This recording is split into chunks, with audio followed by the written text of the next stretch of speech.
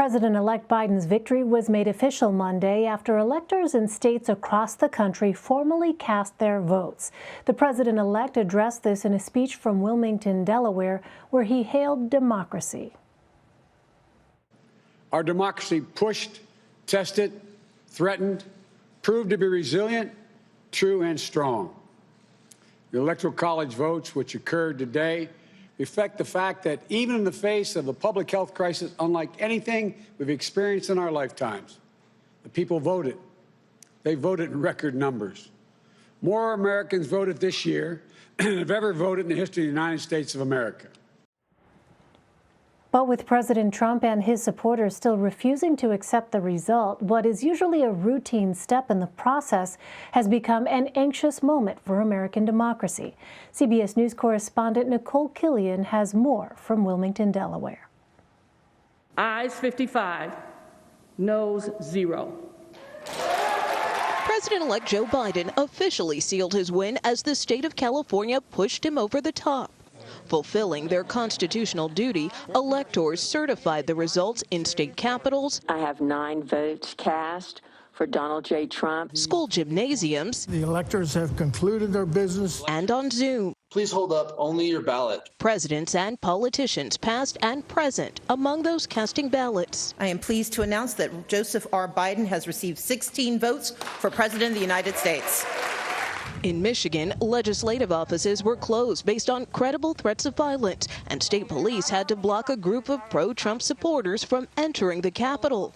Wisconsin Supreme Court rejected another legal challenge from the Trump campaign 1 hour before the state's electors convened. I worry about the country having an illegitimate president. That's what I worry about. And President Trump refused to back down, unveiling new campaign ads with fraudulent claims. Some states rushed out mail-in ballots, a recipe for fraud.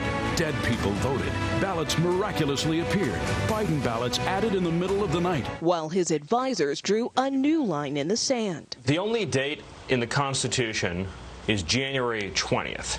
So we have more than enough time to right the wrong of this fraudulent election result. But even some Republicans are calling on the president to accept defeat. Once the Electoral College settles the issue today, that it's time for everybody to move on. Meanwhile, Dr. Jill Biden is getting support from Michelle Obama after a former Northwestern professor writing in the Wall Street Journal urged the future First Lady to drop her title, saying it sounds and feels fraudulent. The former First Lady said of Dr. Biden, who has a doctorate in education, all too often our accomplishments are met with skepticism, even derision.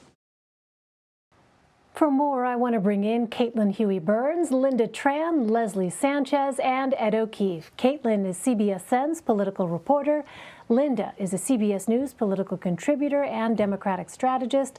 Leslie is a CBS News political analyst and Republican strategist. And Ed is a CBS News political correspondent. Welcome. Caitlin, let's start with you. What was the goal of the president-elect's speech? Well, this was to definitively declare victory yet again. There were many similarities to the speech that he gave in Wilmington when Pennsylvania and thus the presidential election was called for him several weeks ago. In that speech, he was making a call for unity and bringing the country together. We have seen that all the states have certified their elections, and of course today the Electoral College met in all of the states and again certified the elections for Joe Biden. So the message today was one of, look, this election is over. The president pursued every legal avenue that he could. Biden said today that he was denied no course of action to challenge the results. He also noted how many times judges dismissed attempts by the Trump campaign to overturn the results, Republican and Democratic judges alike, or I should say judges appointed by Republicans and Democrats. And so he really kind of laid out exactly where we are. He also mentioned Trump by name several times, and that's a contrast to some of these other speeches that he's given trying to bring the country together. He was making the point that this election is over and it's time to move on. Now, Congress will certify the results on January 6th, and Vice President Pence will oversee those results. results, and that's a role that Biden himself has played. Back in 2017, he was presiding over the certification for then President-elect Donald Trump, and so he referenced that tonight as well. And Lynda, how important was it for the president-elect and Democrats overall to address the Electoral College process and the results of the election?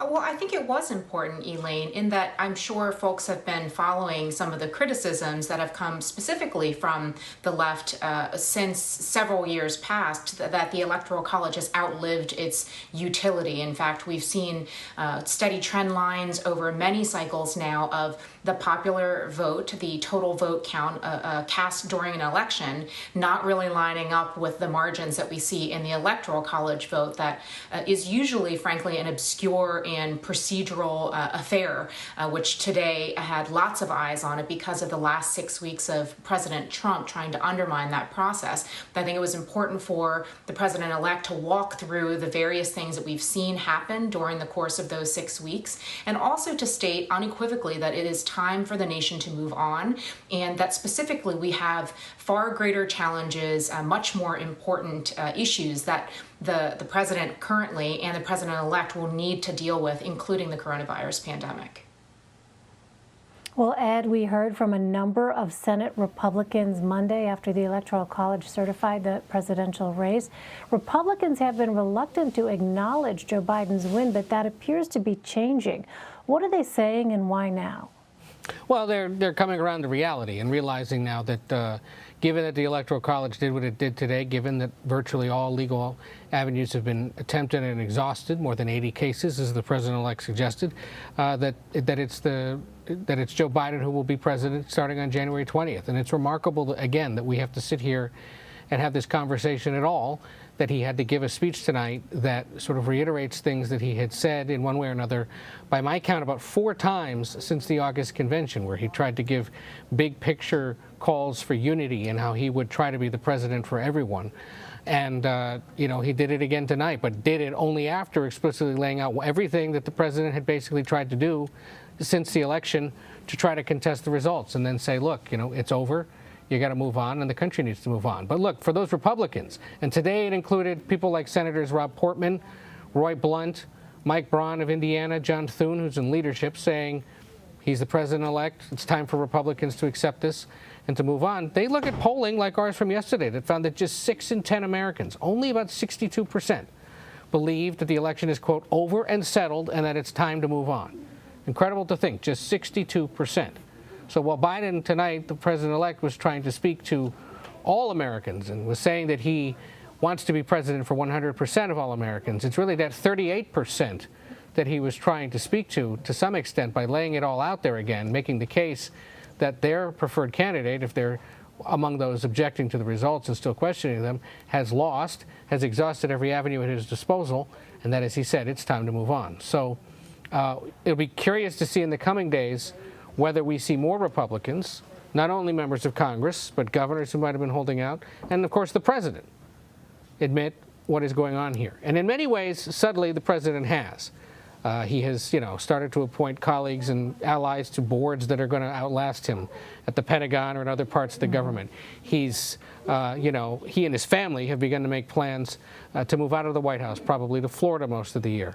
So we're going to, you know, but the question is, will we see an explicit, I get it, it's over, I concede, or some kind of a gesture like inviting the president-elect and his wife to come to the White House for the formal post-election meeting that often does happen. And if that happens, when would it happen? How would it happen? And how awkward might that be, given that these two have been at loggerheads now for, you know, the last several months since the general election began? All right, Leslie, I want to get you in here. Joe Biden criticized Republicans who backed a challenge brought by the Attorney General of Texas, which sought to overturn the results of the election. Now, the Supreme Court rejected that case. Leslie, should Republicans be worried about potential long-term repercussions from their support of that? Not at all. I think that's where the big disconnect is between kind of the Washington political establishment trying to understand that they can do all these speeches, they can say all these things, and they're pointing to a third party, right? They're saying the Electoral College. It was not part of the campaign. This is an independent body that has now certified the election. And there are still grumblings and hand-wringing. There's still hand-wringing within the Republican Party. And that will continue. If anything, there are a few things I don't expect. I don't expect the president to concede. And that is coming from individuals on the ground, talking to folks and looking at a lot of survey data. They don't expect that. And they said they would quite honestly be shocked if the president did. This is not my opinion, but this just speaks to where the tone is with Republican voters right now. They feel that the election had so many irregularities in voting that they do not have that confidence in the final tally, in the final result, despite all of the evidence to the contrary. And because of that, it's creating a different type of political storm that's going to really continue to grow as we go into 21. And the outcome is not traditionally what we expected. So if we thought this was going to be a nice transfer of power, it's really not going to be, and it's hard to see where that gap closes in terms of more Republicans getting on board and moving into governance. They're just going to be doing it begrudgingly. All right. Well, Caitlin Huey-Burns, Lynda Tran, Leslie Sanchez, and Ed O'Keefe, thank you all. It is wonderful to see all of you again.